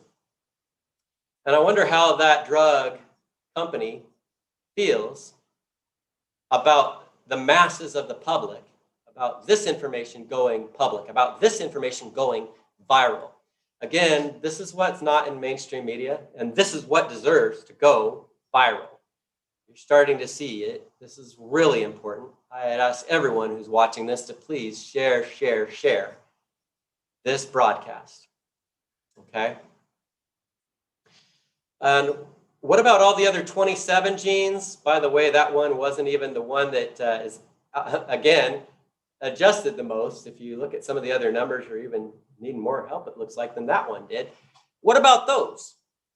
Some more or less, but hey, what about those? How many drug companies want people to know that, this one especially, that all the drugs of the past, this is how they work. They only target one out of over 3,000 plus disease mechanism genes. We call these our survival genes. This is the same thing. They're vital. Life and death, right? So again, the three at the bottom, same direction. Everything above that dark line, they're opposed. What about the next slide? There's 66 genes associated with Alzheimer's that are regulated by Nrf2, and this is from the world's largest gene database. They're the ones that generate this data, and what you're seeing here is directly from their archive and their system. How it shows up, even. This is given by them. So there's so many, they had to split it up into two slides. And this is the first 33, right? Here's the second set of those 33, 34 through 36. And there's a huge category here of genes that are trying to solve the problem, right? One of those is ATP1A1, which is described as ATPase, and the Na+, which is Latin, and it's natrium is what that stands for, which is Latin for sodium in English, and the K+, which is Latin for potassium, which is, it's actually Latin for kalium, which is potassium in English. So the Na+-K+ stands for the sodium-potassium pump that my father discovered and named. He was the first person in the world to actually call it that. Okay, so I know a little bit about life processes here. I was my father's top student, and the way I look at this, we know that this is transporting alpha-1 polypeptide, that this particular protein, it aids in helping ATP literally turn on the sodium-potassium pump. That's what this peptide does. It's vital. And so look at what happens with Nrf2 activation. We increase production of that. which is obviously going to help turn on the life process of the cells. But somehow there's been a drug designed that actually targets it, and it's shutting it off. But you notice Nrf2 never shut it off. This one either. This has a drug designed to target it, shuts it off. Makes me wonder, maybe I should look a little bit more on that one. I haven't even looked at that yet. But several of these have drugs designed to target them, the slide 1 and the slide 2 here. What about all of the others that don't have a drug designed to target it? And the ones that do have a drug, there's also a long list of negative effects along with each one of those drugs. So you're seeing again and again a little bit more clear of a picture as we go along. Now this one is a slide from a recent publication that Dr. McCord has given us. What you're seeing this is with COVID-19 in particular, and cytokines that are suppressed. If we produce too much of a cytokine storm with COVID-19, then what people end up dying from is too much of a cytokine storm also produces too much inflammation, and that's what people die from, regardless of comorbidity. I've been speaking about this throughout the whole fear pandemic. I have a whole series I did called Beat Coronavirus and Thrive Now. It's available right through my YouTube channel.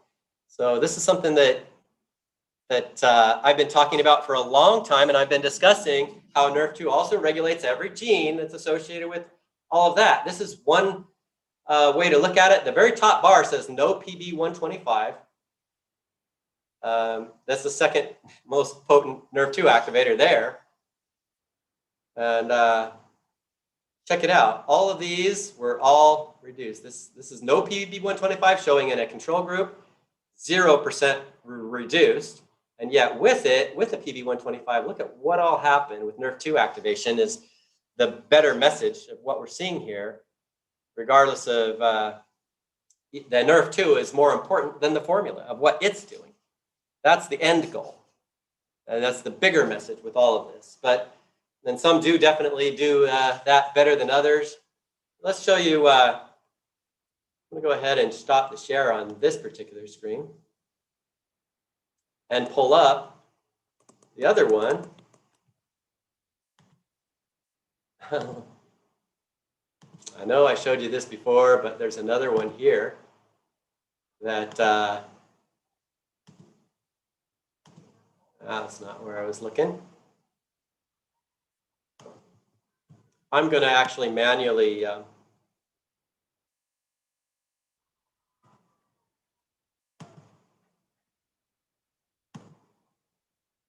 going to manually pull up the other study.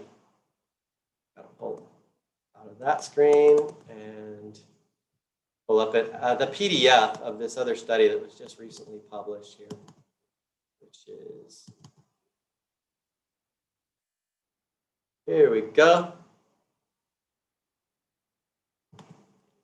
Oh, you know what? I just realized something. Ah, there it is. I found it. Found the study. I can share it now. It was just, it was one of the screens that I just flipped right past because it wasn't scrolled down. It was this way. Because of this big bar, let's just disappear that.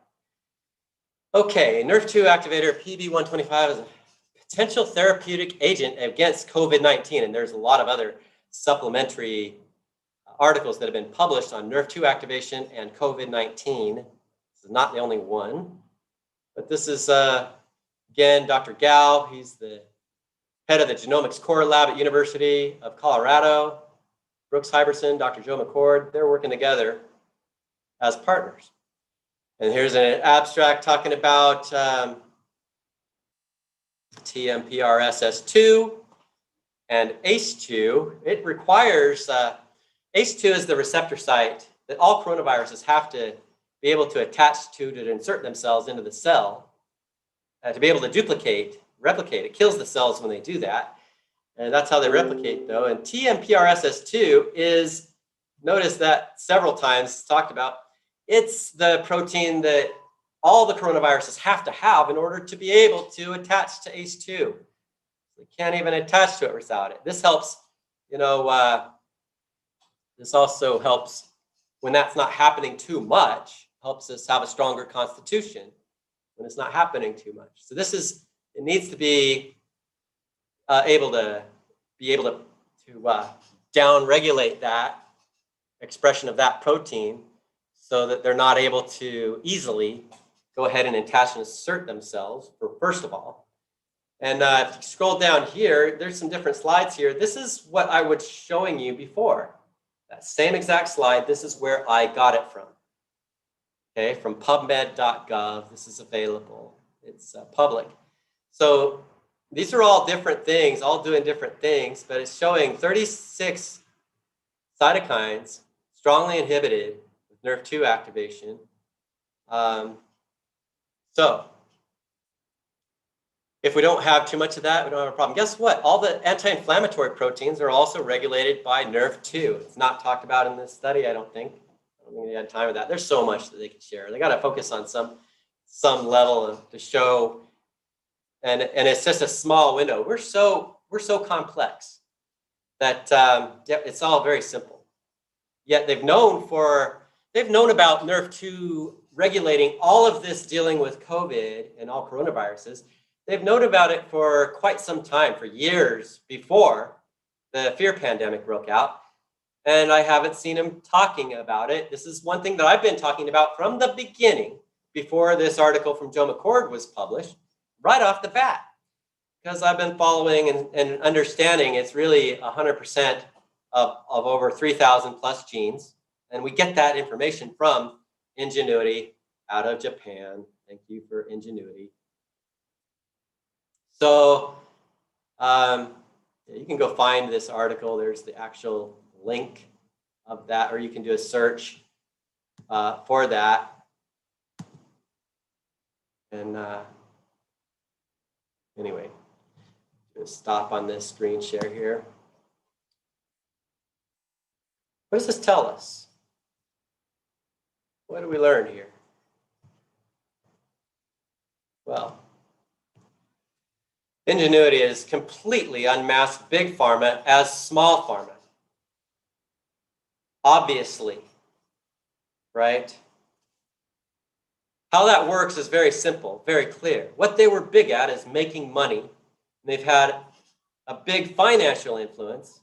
Meanwhile, each of their actual drugs of the past has still only targeted one gene at a time. And some of them have actually gotten it wrong, but Nrf2 has never gotten it wrong.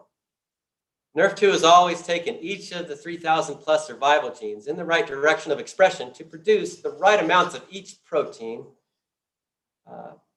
each of which helps restore the homeostasis, efficiency, and functionality of your cells.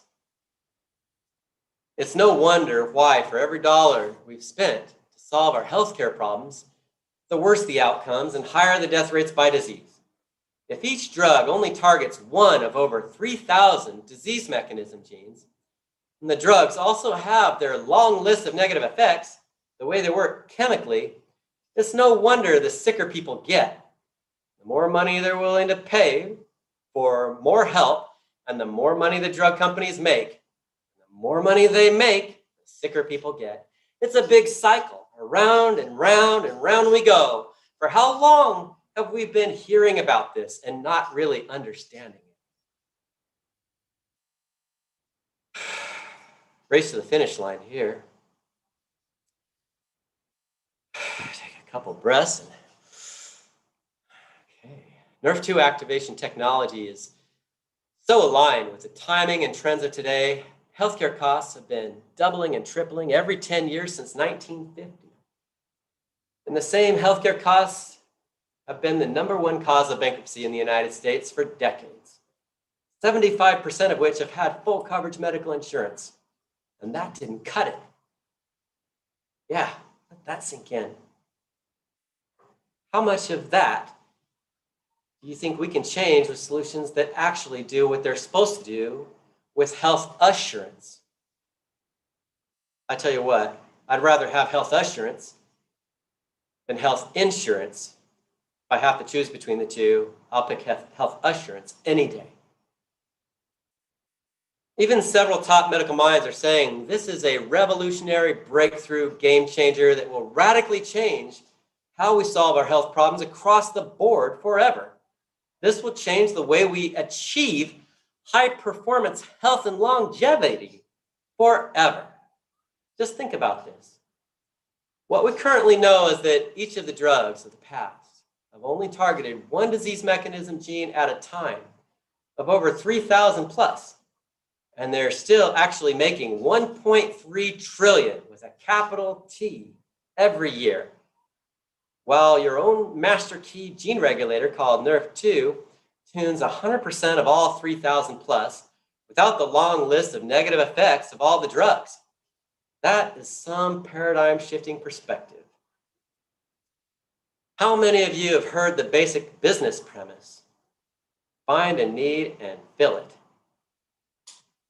If they can make 1.3 trillion per year in global sales with a 1-to-1 drug to gene ratio, what can be accomplished with a 1 to 3,000 plus Nrf2 to gene ratio? This area of science has been taking the medical community by storm.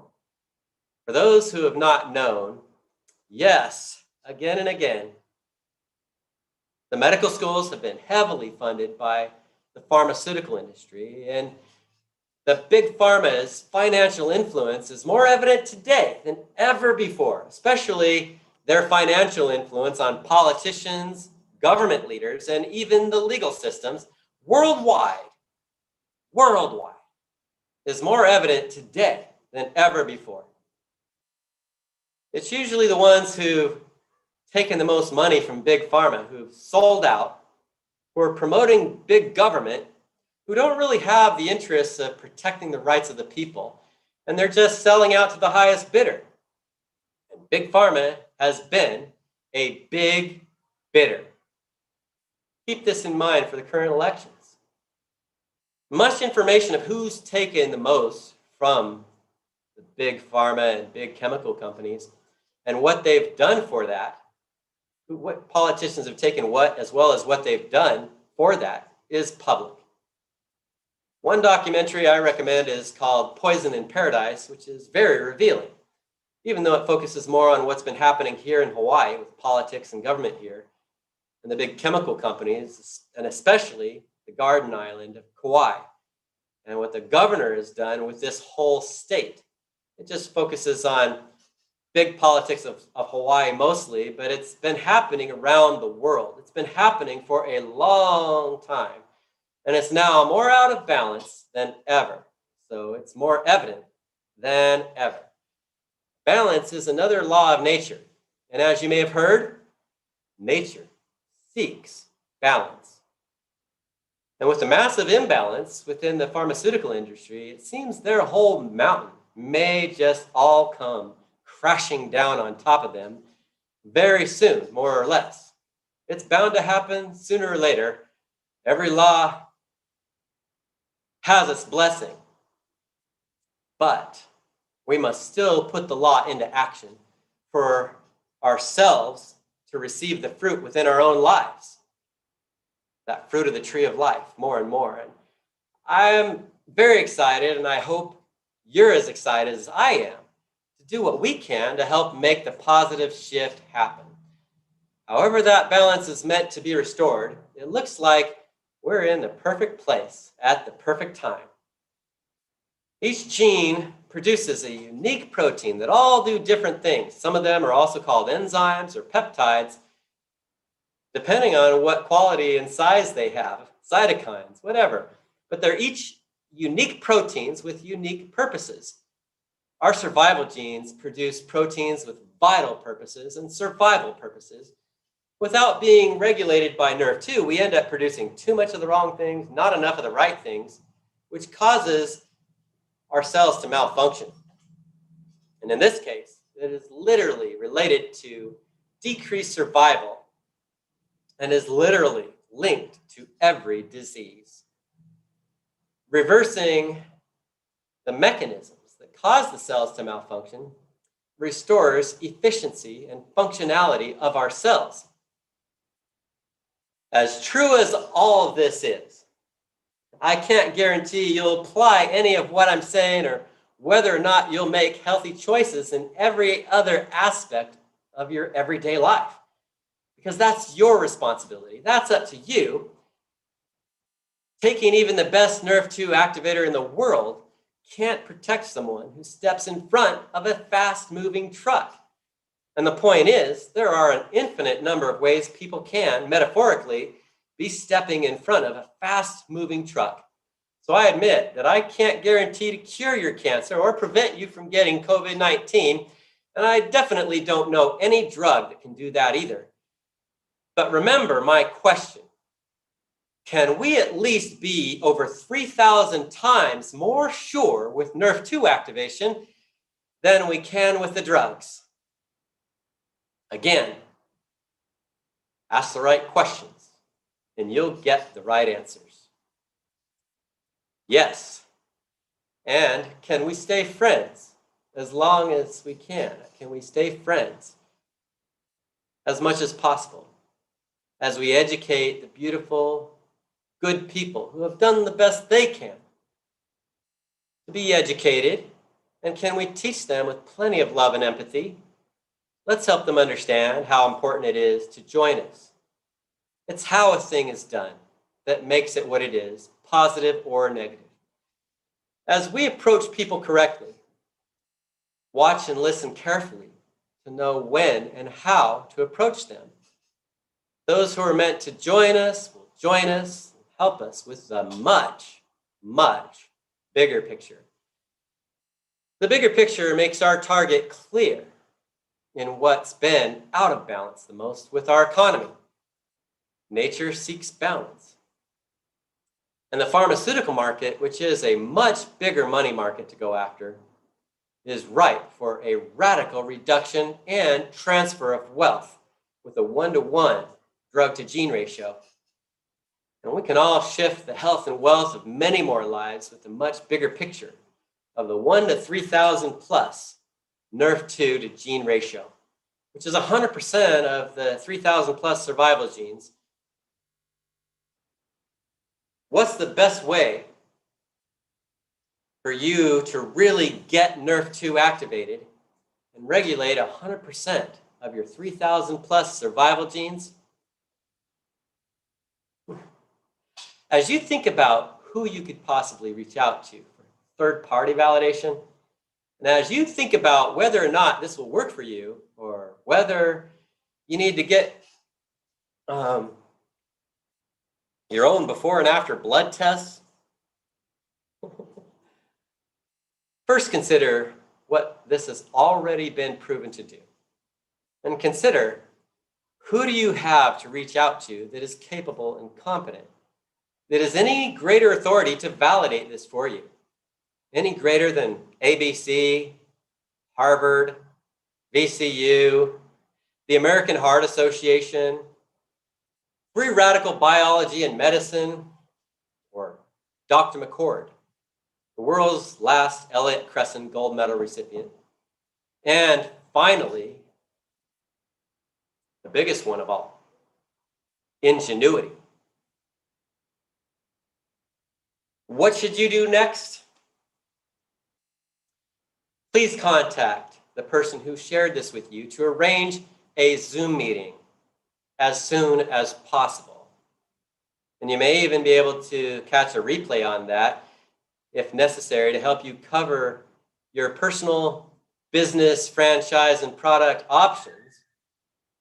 If they aren't able to help you with that, then ask them to refer you to whoever shared it with them, and so on, so you can move forward in the most harmonious way. This is a time-sensitive period, as you may be the first person to actually be hearing about this in your city, state, or country, and it is very new, even to the USA. Japan, Mexico, and even 220 other countries. It's possible to actually have this shipped. And feel free to consult me. Feel free to reach out to me if needed. And again, I'll ask you to reach back to whoever shared this with you, because we should at least recognize them and give them a 24-hour chance to act on this with you.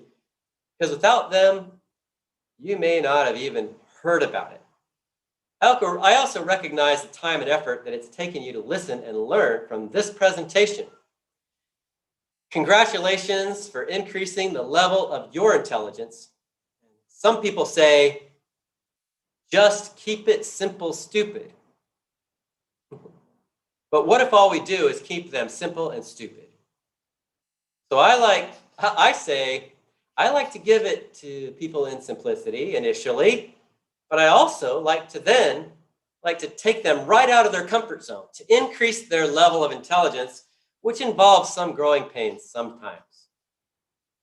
Congratulations for increasing the level of your intelligence on such a transformative science, on such a transformative time, such an amazing period in history here.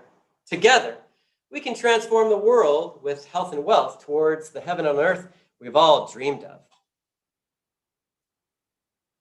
With that, aloha